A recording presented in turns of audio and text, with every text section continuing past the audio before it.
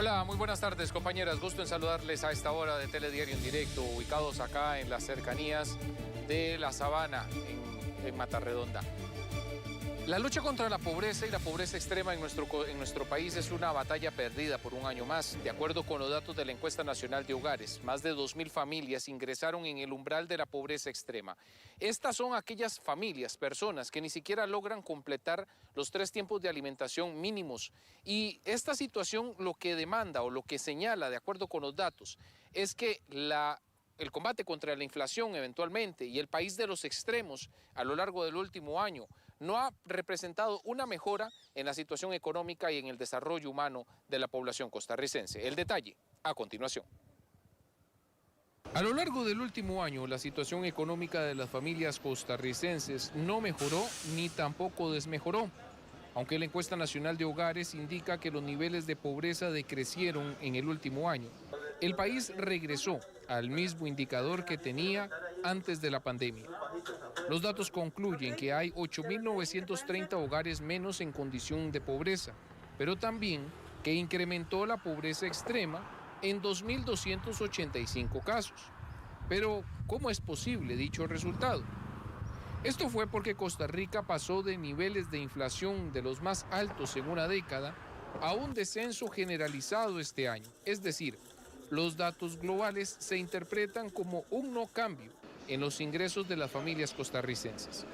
Pero, como hemos visto, la reducción en los precios no benefició a los hogares de menos ingresos. Esos donde los precios de los alimentos literalmente representan más y no bajaron.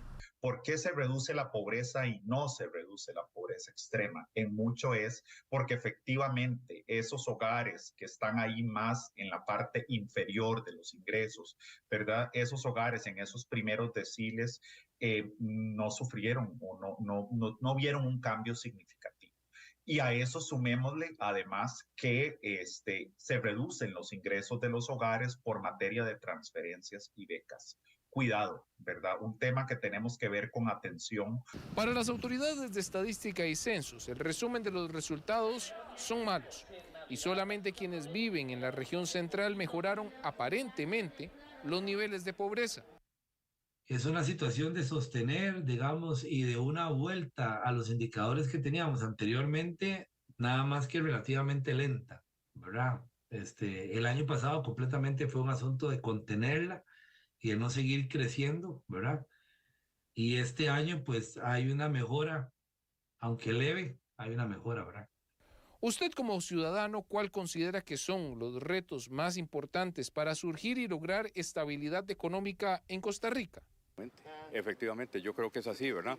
Porque entonces el acceso, digamos, a diferentes servicios, digamos, los que ofrece el Estado, ¿verdad? O que ofrece el mercado, son absolutamente desiguales. Desde ese punto de vista, entonces, opino que ese es para mí el problema más importante que, digamos, que tiene el país. La principal atención a lo que le debe poner es al estudio, lógicamente, ¿verdad? Prepararse académicamente para poder tener un desarrollo intelectual que le permita tener una mejor calidad de vida en el futuro.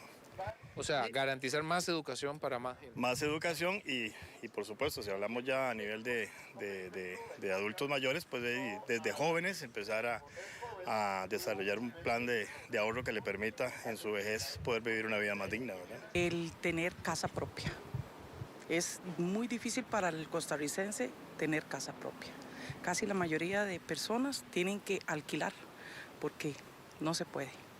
¿Para usted el hecho de poder tener una casa propia garantizaría un poquito más de estabilidad económica? Pues sí, en cierta forma sí, claro que sí. Tiene, digámosle, muchísimo que ver. En palabras muy ticas, seguimos como nadadito de perro, sobreviviendo mientras llegan mejores tiempos para todos.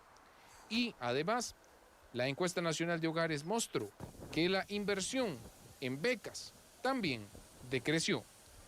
Como les decía en la nota, un país de extremos. Pasamos de tener un año de increíbles números de inflación en elevación a un país donde los números más bien muestran que hubo desaceleración en los precios. Pero esa desaceleración en los precios no impactó a todos, como lo hemos venido trabajando.